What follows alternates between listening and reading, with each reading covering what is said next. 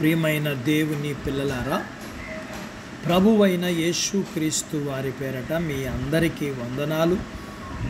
ప్రభు పేరట మీ అందరికీ శుభములు, దీవెనలు కలుగునుగాక.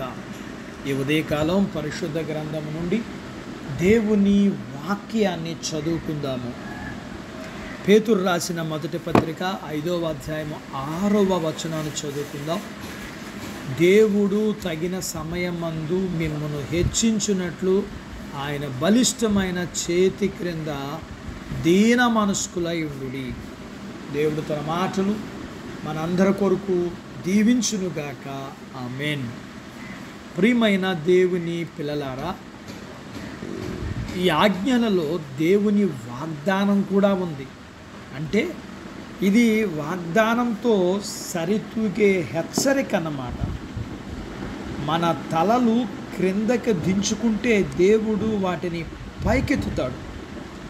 దీనత్వం అనేది ఘనతకు దారితీస్తుంది. విధేయత అనేది హెచ్చింపుని కలిగిస్తుంది. మనల్ని క్రిందకి అణిచిపెట్టి ఉంచిన దేవుని చేతులే మనల్ని హెచ్చించడానికి ఎదురు చూస్తున్నాయి. మన ఆశీర్వాదాలను భరించగలిగే స్థాయికి వచ్చినప్పుడు ఆయన మనల్ని తప్పక హెచ్చిస్తాడు. మనం ప్రభు సన్నిధిలో వంగినప్పుడు లోకాన్ని జయిస్తాం. చాలామంది మనుష్యులు ముందు వణుకుతూ వారి సహాయం కోసం ఎంతో ఆశిస్తారు, కానీ అది వారికి దొరకదు. అయితే ప్రభువు హస్తాల క్రింద దీన మనస్కులైన వారు తప్పకుండా అభివృద్ధి చెందుతారు, పైకి లేపబడతారు, ఇంకా కాపాడబడతారు. శాశ్వత కృపామయుడైన దేవుని ద్వారా ఆదరించబడతారు. గర్విష్ఠుల్ని కూల్చివేయడం, దీనులను హెచ్చించడం దేవునికి అలవాటు. ప్రభు తన కార్యం జరిగించడానికి ఒక ప్రత్యేక సమయం ఉంటుంది. ప్రస్తుతానికి మాత్రం మనల్ని మనం తగ్గించుకుని జీవించాలి. ఈ వాక్యము వింటున్న సమయంలో కూడా తగ్గింపు మనసులో ఉన్నదో లేదో చూసుకోవాలి. ప్రభు మనల్ని శ్రమల పరీక్షలో ఉంచకపోయినా మనం మాత్రం ప్రతి క్షణం ఆయన బలిష్టమైన చేతుల క్రింద దీన మనస్కులై ఉండాలి. ప్రభు మనల్ని దండించినప్పుడు ఆ క్రమశిక్షణను సంపూర్ణమైన సమర్పణలో స్వీకరించటం మన ప్రత్యేక విధి.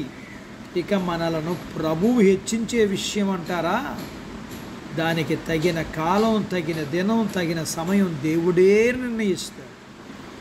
అలాంటి ఆశీర్వాదాల నిమిత్తము అసహనముతో మొరపెడుతున్నావా? అయితే దీన మనస్సు లేనట్లే. ఒక్కటే, మనము దీన మనసు కలిగి ఉంటే పూర్తి సమర్పణతో మనము నిరీక్షణ ఉంచాలి. అట్టి బాధ్యత దేవుడు దయచేయునుగా. దేవుడు తన మాటలు మన కొరకు దీవించునుగా.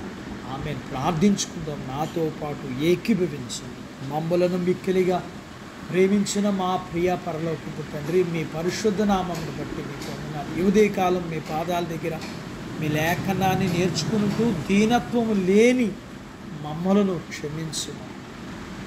మేము శ్రమలో ఉన్నా లేకపోయినా మేము దీనత్వం కలిగిన వారుగా, మేము మా శ్రమల దగ్గర అసహనాన్ని ప్రదర్శిస్తుండగా దయతో మమ్మల్ని క్షమించి మేము ఓర్చుకుని దీనత్వం కలిగి తగ్గించుకుని భరించి సహించి ఓర్చుకుని మేము మీరిచ్చే ఆశీర్వాదాలు పొందుకునే బాధ్యత ఇవ్వండి. మీ పిల్లలను, చిన్న బిడ్డలను, యవనస్తులను, వృద్ధులను, స్త్రీలను, పురుషులను మీరు దీవించండి.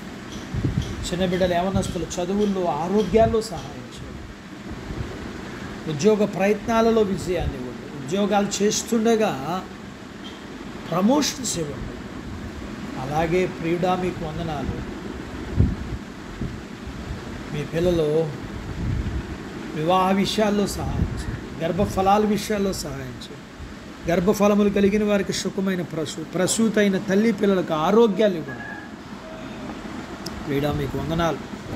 అలాగుననే మీ పిల్లల అవసరతలు, సమస్యలు, బలహీనతలు వీటన్నిటి నుంచి మీ పిల్లల్ని విడిపించి మీ పిల్లల్ని దీవించమని యేసు ప్రభు వారి పేరట స్తుతించి ప్రార్థించి అడిగినవన్నీ పొందుకొని ఉన్నాము తండ్రి. ఆమెన్. దేవుడు మిమ్మను దీవించునుగాక. ఆమెన్.